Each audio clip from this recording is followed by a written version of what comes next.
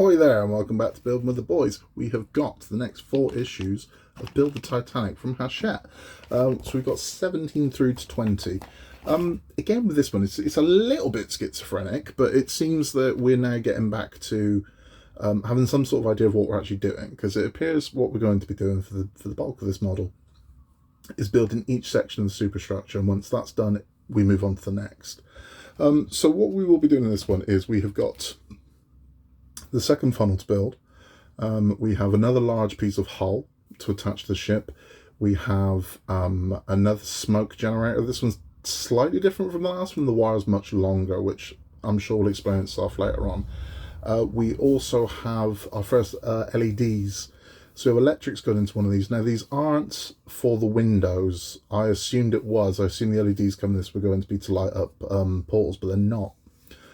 It's actually lights that will light up the funnels, almost like uplighters for the funnels. But that's all coming in the upcoming episodes we've got in this stage. In this one in particular, in 17, what we're going to be doing is we're going to be building our second funnel. Now, this is slightly different to what we did the first time, because we're building all of the elements for the smoke generator, but not adding the smoke generator in 17. It's very bizarre, but we're not. So it's an identical one to the last funnel we built, omitting that part. I don't know why, but that's what we're doing. So we're going to crack on with this, and at the end we'll have our normal Titanic history lesson, and let's get into it and let's get this done.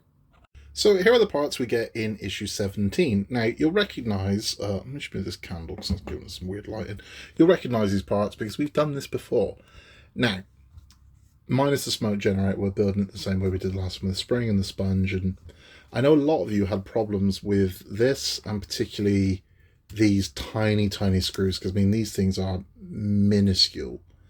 The best advice I can give you, I've mentioned this in my videos before, if you've got a paracord or a string, mark your area out where you're screwing this thing over, and if one of these drops off, it will stay in that area. It's not going to roll off your desk and disappear.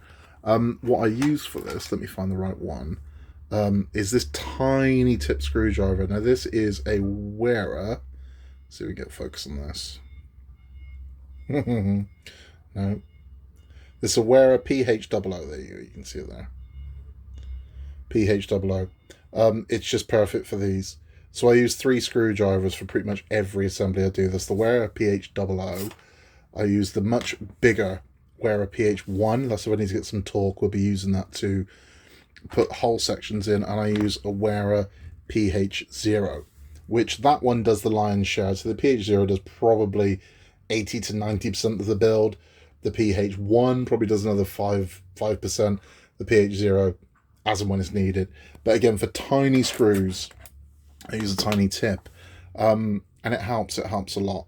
So let's get this put together. So the first thing we're going to do is we're going to take our sponge, and we're going to take our spring. Now the spring does have, I'm trying to get this so you can see it, a point to it, and we're going to get it as central to the end of this sponge as we possibly can, and it's going to just slot down into that. So we need this to go right in, and what this is going to do is when this is inside the smoke, the tank, the spring will push the sponge up to the smoke generator.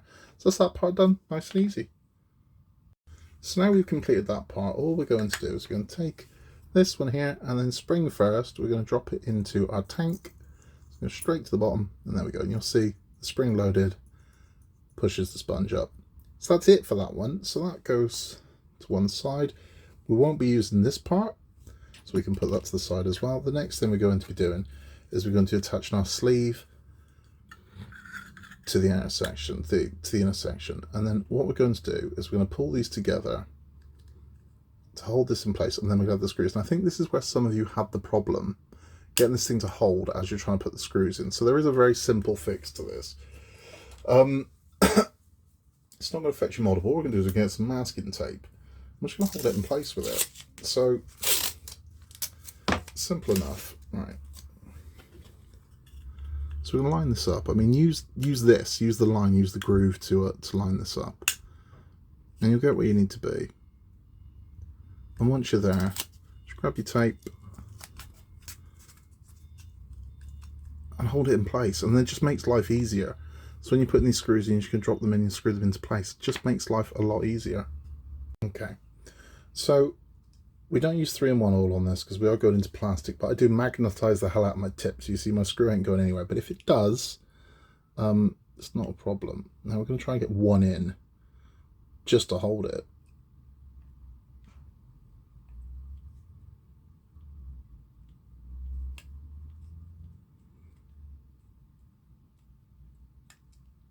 There we go. This is our first one in. Relatively painless. So normally I wouldn't show me screwing all of these in, but I know because you've had problems with this, I'll show what we have been doing to make this work. Because that masking tape can come off in a minute. Once this is kind of held in with a couple of screws, we can then just squeeze to get it to where it needs to go.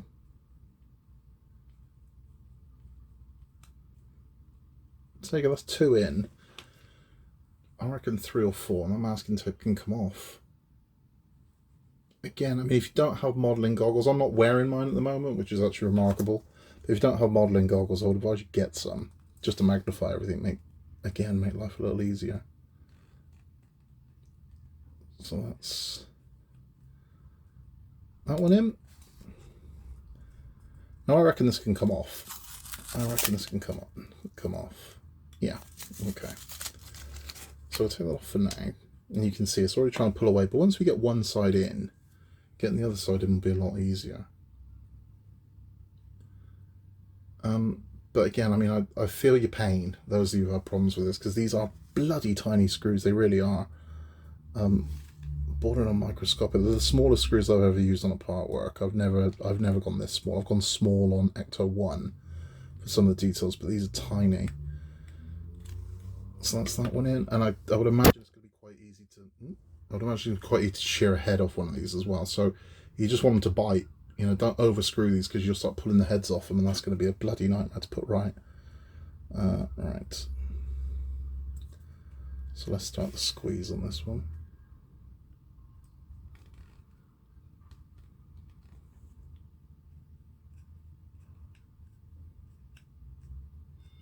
So there's a bit more pull on that one, a bit more resistance on that one, but we're there. One more and that's this side done.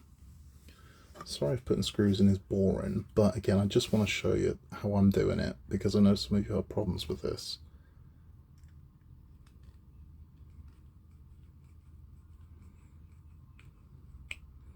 Right, so that's that side in. So now we don't have to worry about this side moving away. We can just focus on squeezing this side in. And once you've got one in, this should, I hope, hold. I'm hoping it's not going to be powerful enough to shear a head off. If it is, we do have spares, but we will tape it back down. I don't want to. I just want to do it without tape, but we'll see. I mean, it's like even now you can't see me off camera, but I'm having troubles loading this screw up because it's so bloody little. Right, let's see which one we can get. That one. I reckon this one here.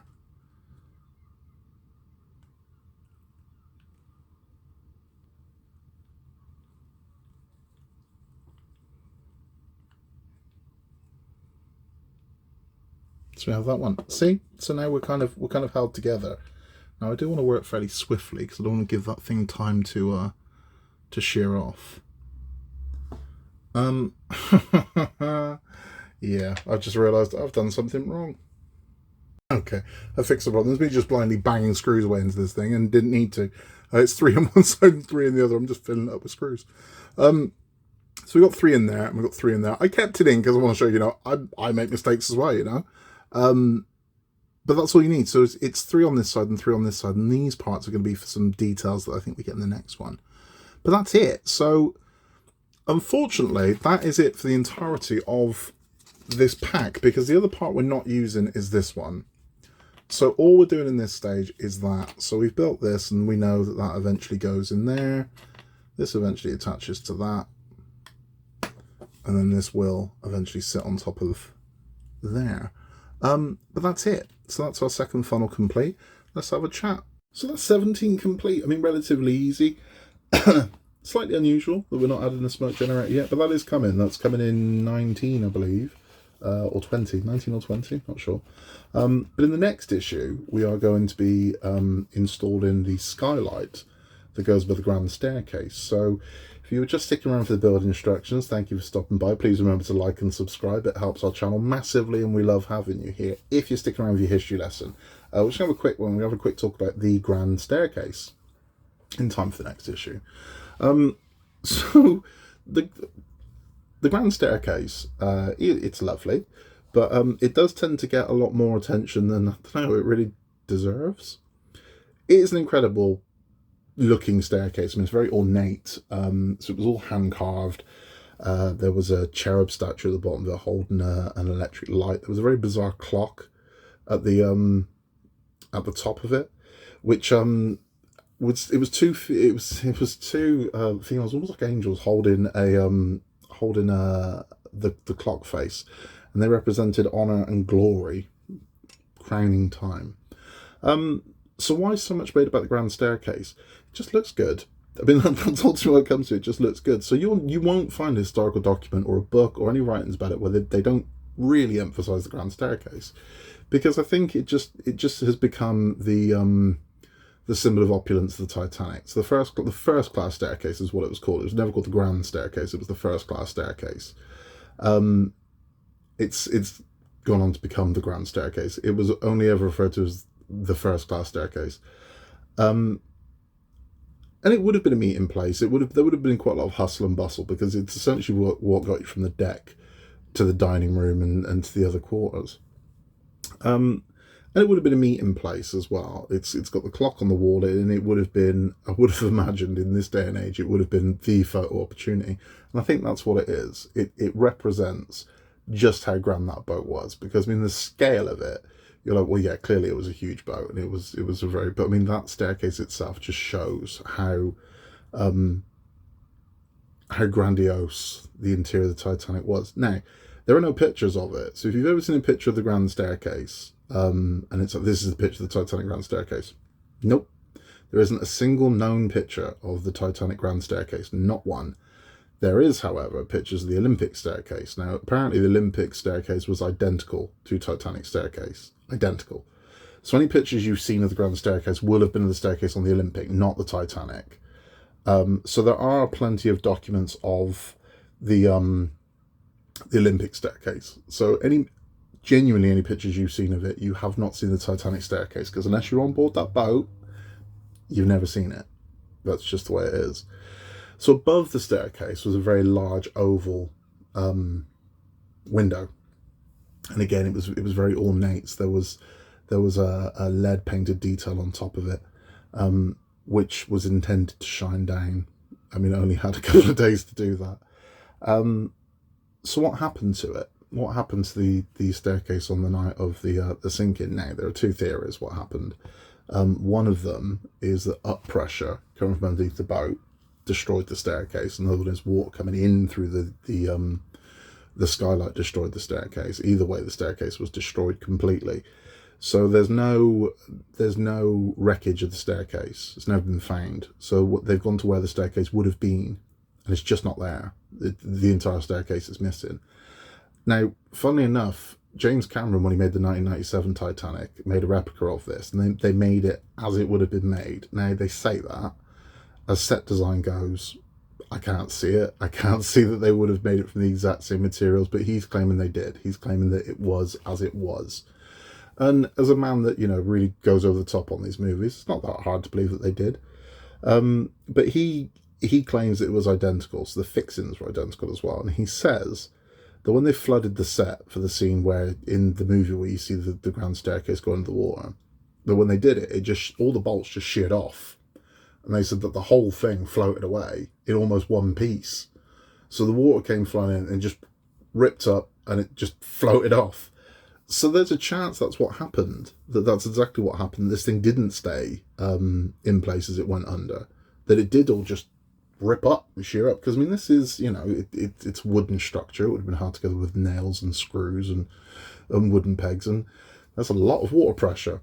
That would have destroyed it. Now, for a long time, there was a belief that it had just rotted over the years and decayed and fallen away. Maybe that's what happened, but I don't think so. I think the amount of water pressure that would have hit what was a very delicate structure would have been sturdy stairs, but the banisters, the fixture would have been. I mean, you could have broke them. I think, you know, a couple 100,000 gallons of water hitting it at a ridiculous speed is going to destroy that thing. So it's gone. There's nothing of the grand staircase at all. When they got to the area on the wreck where it was, you could see the fittings where it would have been, but there's nothing else. There's nothing else. The clock from the grand staircase wasn't recovered. None of the skylight was recovered. None of it. It's just gone. So the area where it was, all of it, it's the floor and above it as well, it's just hollowed out. It's all gone because, again, all that water pressure coming from below, coming from above, would have just destroyed that boat. Which lends into there was some theories on the internet whether or not somebody could have survived as the Titanic was sinking. Was somebody in a room? No, the water pressure would have. No, there's no door on the Titanic in a first, second, or third class quarters that would have held back the hundreds of thousands of gallons of water that were filling that boat. Those doors would have just sheared off. The walls would have collapsed. It would have just smashed to pieces. So there is structure to the Titanic, but it tends to be metal framework.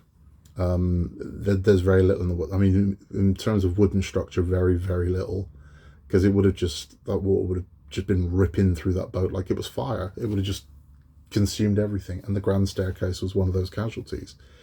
So it's all gone.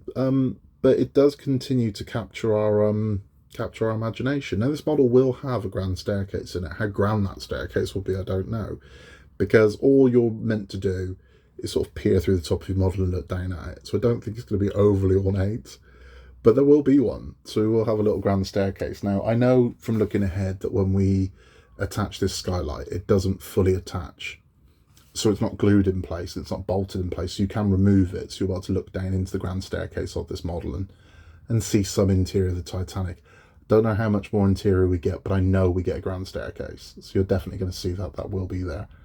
And again, it's strange that the fascination with the grand staircase, but the only thing I can think is that it is it is just the opulence of the Titanic, and it is a gorgeous thing. And for movies, it's always featured in them, always, of some lord or lady waltzing down the grand staircase. And it's just an iconic piece of the Titanic. It really is. You can't discuss the Titanic without bringing up this staircase. You just can't. But that is our story of the grand staircase. So we will be moving on to 19 next. 18 next. That will be coming very shortly. And as I said, in that one, we will be attaching some more features to the superstructure part that would have had the first class gym on it, and also we will be installing the skylight for the grand staircase, and we've got a fairly massive piece of hull that's going to be attached to the boat. So the boat's going to start looking really good at this point. And that's it for this one. If you've liked that, please hit the like button. It helps us a lot. What helps us even more is to subscribe. So if you've been enjoying the videos and you're following our build, please hit the subscribe button and you'll be able to follow us all the way to the end, because we're going right until we hit the iceberg on this one.